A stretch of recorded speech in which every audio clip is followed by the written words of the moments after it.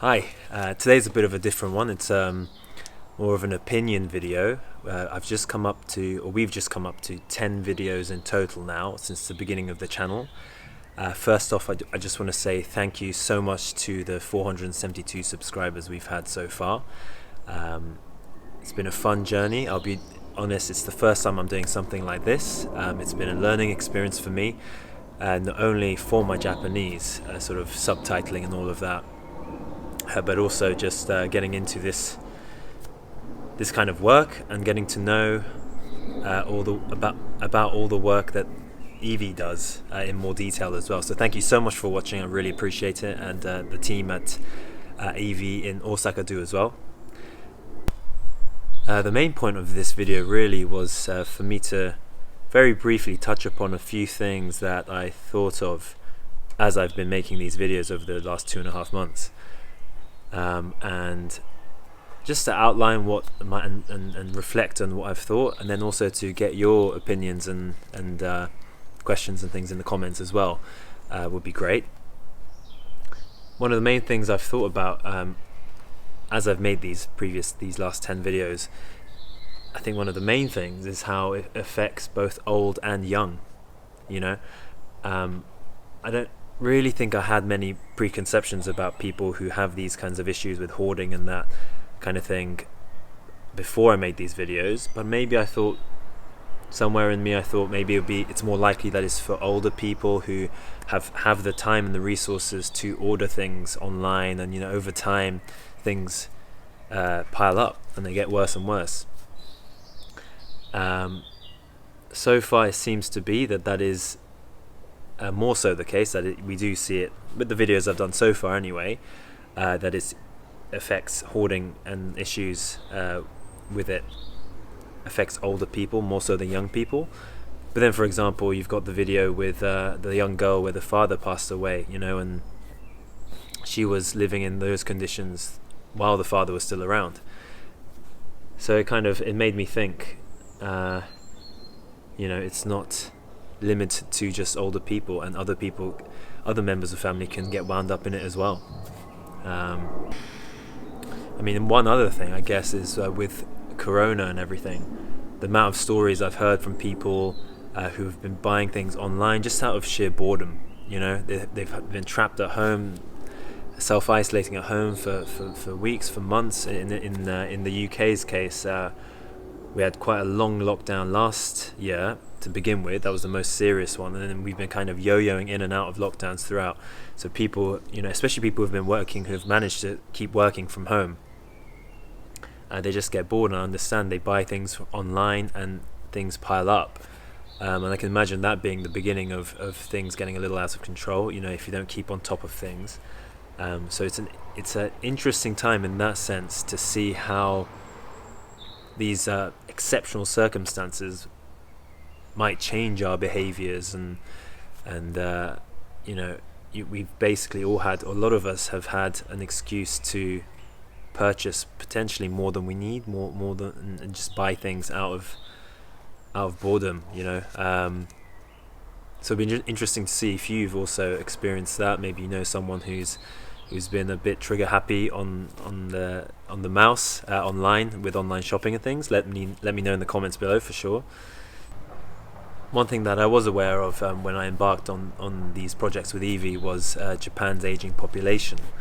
I read in an article recently that by 2030 a third of Japan's population will be above the age of 65. And I believe it's one of the first countries in the world to be going through that stage of its development as a country. So first off, it's interesting to see what kind of policies, decision making at the government level will be made to kind of get through this, because obviously economically, socially, lots of different ways, this is kind of new territory for a country.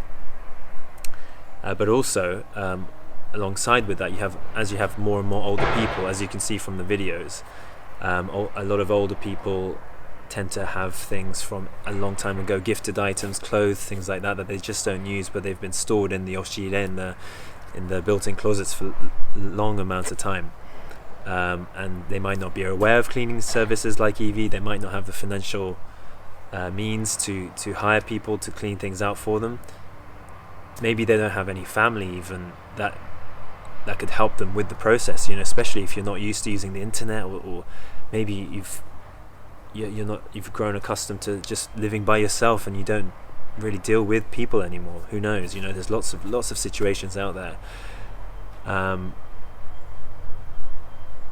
So it's interesting to see a few of those cases in the videos I've done so far. I'm sure there'll be a lot more to come. I've got 2 grandparents remaining, a grandmother in England and a grandmother in Japan. Luckily, they've both got family, but they've got lots of grandchildren who'll take care of the children as well, of course. But I can imagine it being quite difficult for lots of people. I wonder how you deal with it. It's especially if you're not that close with family. I can imagine maybe you visit them once a year, and each time they have more and more things, and it is a sensitive topic to bring up and talk to them about. And if you think they need to deal with it, it's not. I can imagine it's not as simple as saying you need to tidy your house. Throwing things away can be hard enough as it is, especially if someone's attached to them. There's a lot of emotion there as well.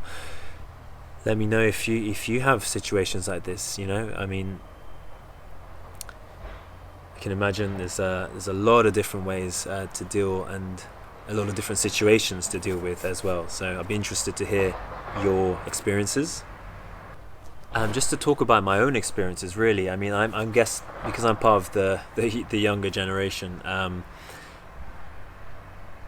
Not even that really, because not all of my friends are like this. But I have a sort of a more minimalistic mindset, especially as I grew older. When I was younger, I used to love buying clothes and that kind of thing. But more and more so now, I prefer to buy good quality things that'll be a bit more expensive, but it means it'll last a long time, and I prefer to have less of those things as well.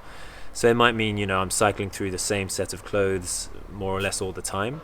Of course, I have a few t-shirts, a few trousers, all these kinds of things, and I'll replace things when they need replacing. But just personally, environmentally, financially, I just feel much more at ease investing in something that I know will last a long time.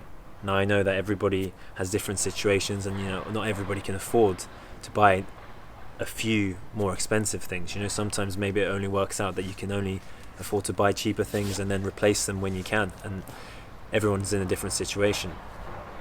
But in my own experience, I've definitely begun to think that way more. I've definitely started trying to do a one in, one out. Not quite, but almost sort of that kind of way of thinking. So if I'm to buy something, I'll try and get rid of something else, if I can. I also watch minimalism YouTube videos and that kind of thing as well. It's interesting, yeah. Lots of people have different opinions on materialism and consumerism and everything like that. I wonder what you think about that. One place I struggle with in terms of keeping the number of items low, number of belongings low, is with my hobbies, for sure. And that came up in a few videos as well. I guess it's quite easy to, obviously hobbies and things, if you take them relatively seriously, it's easy to invest a bit of money in it to get all the right gear. It's fun, it's exciting. That's what's good about it, to be really invested in something. But at the same time, I guess you can easily go too far with it and have too many things. So one of my main hobbies is cycling. So obviously I've got a bike, but that comes with all the cycling gear, the lycra, lights, tools, spare parts, all these kinds of things. I try and keep a tab on it. I try to keep it under control. But I'm definitely, I'll be the first to admit I am not a minimalist in that department of cycling gear. So, I guess people have certain parts of their life they're better at keeping things under control, and other parts where they're not. I thought that was interesting as well. One of the main things I saw through the video so far is people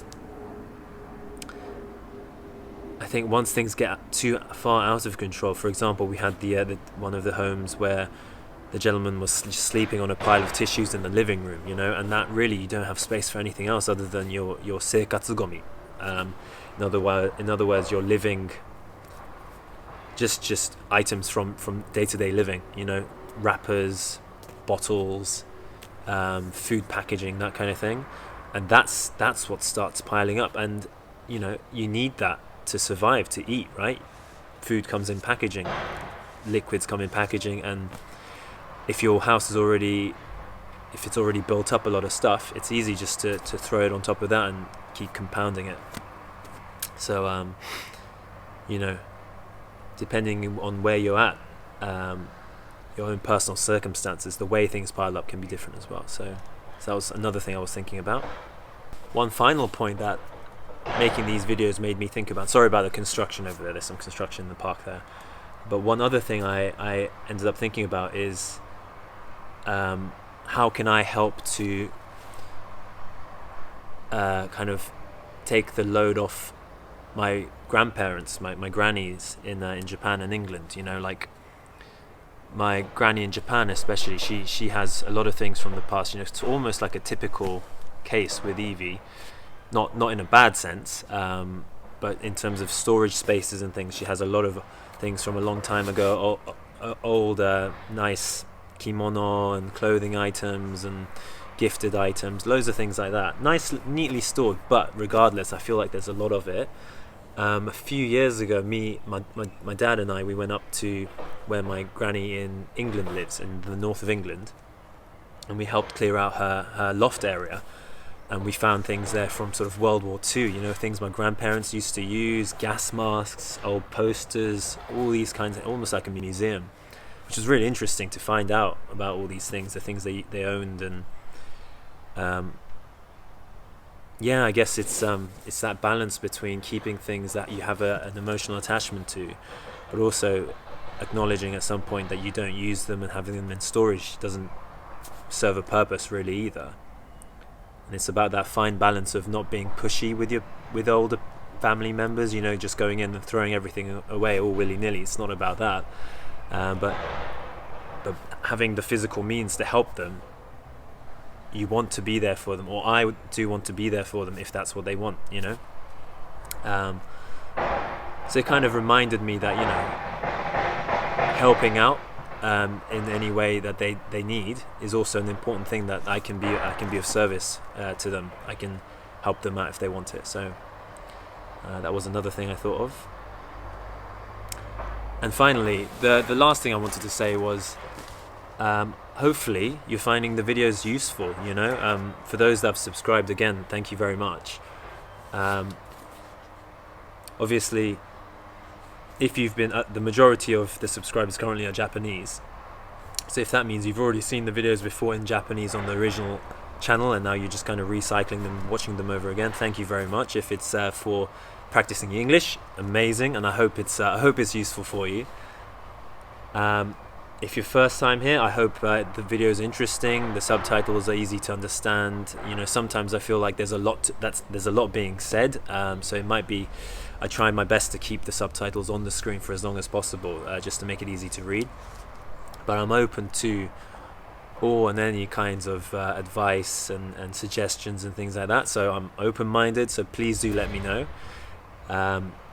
I'll probably do another video like this where I'm just kind of expressing my own opinions and things in the future again. Maybe 5 videos down the line, 10 videos down the line, something like that.